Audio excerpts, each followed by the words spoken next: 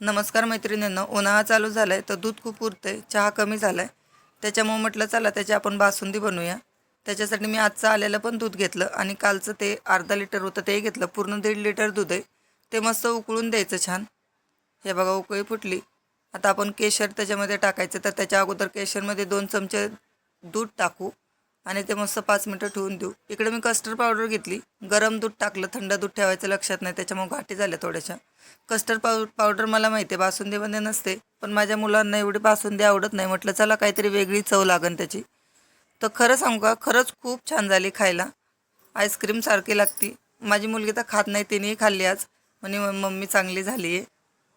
आता मी ड्रायफ्रूट टाकले आवडीनुसार आणि साखर टाकली, केशर टाकलं, मस्त उकळून दिली. तुम्हाला जर माझ्या रेसिपी आवडत असतील तर प्लीज माझ्या चॅनलला लाईक करत जा, शेअर करत जा, सबस्क्राईब करत जा. तुम्ही बघू शकतात खरंच खूप छान झाली. नक्की एकदा ट्राय